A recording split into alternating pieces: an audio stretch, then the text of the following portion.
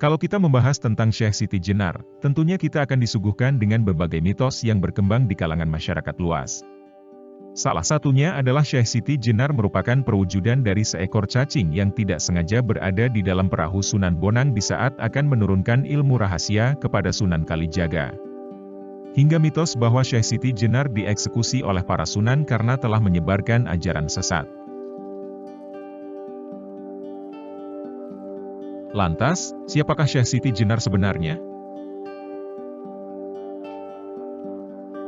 Menurut berbagai literatur, Syekh Siti Jenar yang mempunyai nama asli Hasan Ali Ansyar masih keturunan Nabi Muhammad.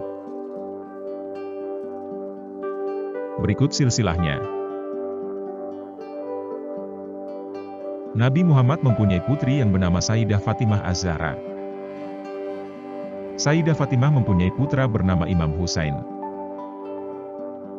Imam Husain mempunyai putra bernama Ali Zainal Abidin. Ali Zainal Abidin mempunyai putra bernama Muhammad Al-Bakir. Muhammad Al-Bakir mempunyai putra bernama Imam Ja'far Asy-Syadiq. Imam Ja'far Asy-Syadiq mempunyai putra bernama Ali Al-Uraidi. Ali Al-Uraidi mempunyai putra bernama Muhammad Al-Naqib. Muhammad Al-Naqib mempunyai putra bernama Isa Al-Rumi. Isa Al-Rumi mempunyai putra bernama Ahmad Al-Muhajir. Ahmad Al-Muhajir mempunyai putra bernama Ubaidillah. Ubaidillah mempunyai putra bernama Alawi. Alawi mempunyai putra bernama Muhammad. Muhammad mempunyai putra bernama Alawi. Alawi mempunyai putra bernama Ali Hali Kosam. Ali Hali Kosam mempunyai putra bernama Muhammad Syahid Mirbad. Muhammad Syahid Mirbad mempunyai putra bernama Said Alwi.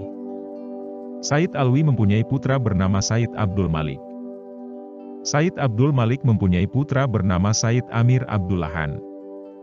Said Amir Abdullahan mempunyai putra bernama Said Abdul Qadir. Said Abdul Qadir mempunyai putra bernama Maulana Isa. Maulana Isa mempunyai putra bernama Syekh Datuk Soleh. Syekh Datuk Soleh mempunyai putra bernama Sayyid Hasan Ali Al-Husaini. Sayyid Hasan Ali Al-Husaini inilah yang kita kenal dengan Syekh Siti Jenar. Dalam catatan sejarah, Syekh Siti Jenar mempunyai banyak gelar atau julukan, di antaranya 1. Syekh Abdul Jalil, diperoleh ketika dakwah di Malaka. 2. Syekh Joboronto dikenal di Palembang, Sumatera, dan daratan Malaka. 3. Prabu Satmoto. 4. Syekh Lemah Abang atau Lemah Bang. 5. Syekh Nurjati atau Sunan Sasmito. Ada dalam Babat Cirebon. 6. Syekh Siti Bang, Syekh Siti Brit, Syekh Siti Luhung. Dikenal di Jawa Tengah. 7. Sunan Kajenar. Dalam sastra Islam Jawa versi Surakarta baru oleh Ronggo Warsito. 8. Syekh Wali Lanang Sejati. 9. Syekh Jatimulyo. 10. Syekh Sunyoto Jatimurti Susuhunan ing Lemah Abang. Itulah beberapa gelar yang diberikan kepada Syekh Siti Jenar. Selanjutnya, Syekh Siti Jenar merupakan orang yang giat belajar mendalami ilmu agamanya. Terbukti, beliau mempunyai beberapa guru. Di antaranya, Syekh Datuk Kahfi. Merupakan sepupu dari Syekh Siti Jenar, yang tinggal di Cirebon. Syekh Siti Jenar juga berguru kepada Arya Damar, yang merupakan ayah tiri dari Raden Patah.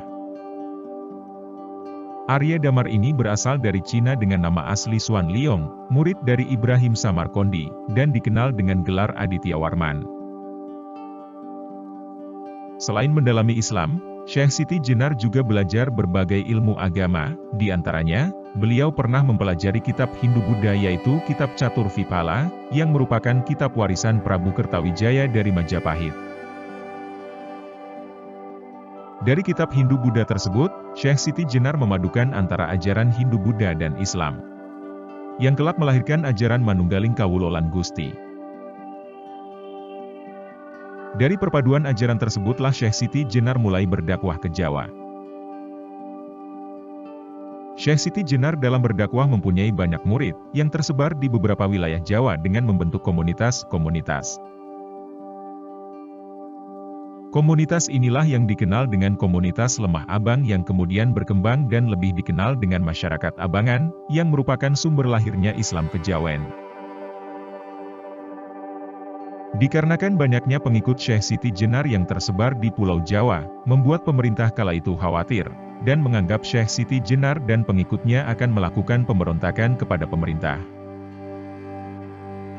Hingga akhirnya, membuat Sultan Trenggono yang merupakan petinggi pemerintahan saat itu menjadi gerah, dan memanfaatkan majelis wali untuk menyidangkan Syekh Siti Jenar dan berujung dieksekusinya Syekh Siti Jenar. Sebenarnya yang menjadi akar masalah yang berujung pada kematian Syekh Siti Jenar bukanlah karena ajarannya yang salah, melainkan karena ada unsur politik di dalamnya. Itulah tadi cerita singkat tentang silsilah Syekh Siti Jenar hingga kematiannya. Sekarang kita akan membahas tentang ajaran yang dibawa Syekh Siti Jenar yang dianggap sesat tersebut.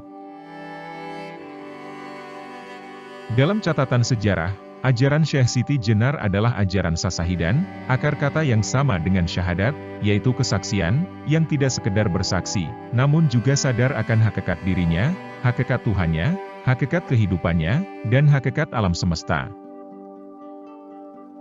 Berikut adalah syahadat menurut ajaran Syekh Siti Jenar.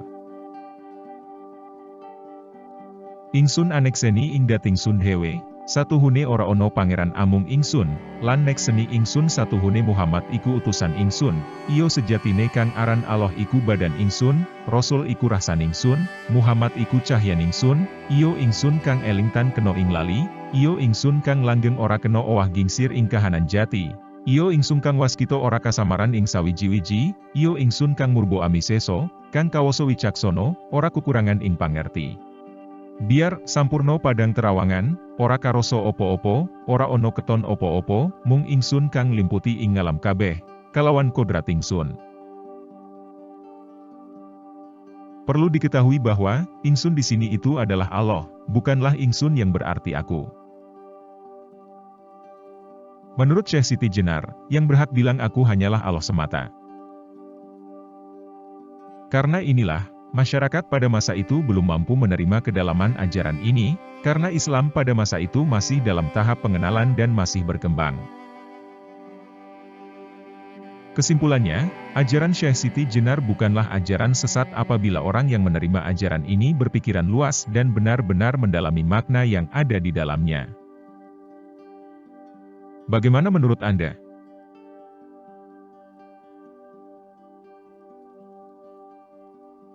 Silahkan tulis di kolom komentar, dan jangan lupa untuk like, subscribe, serta share video ini. Terima kasih.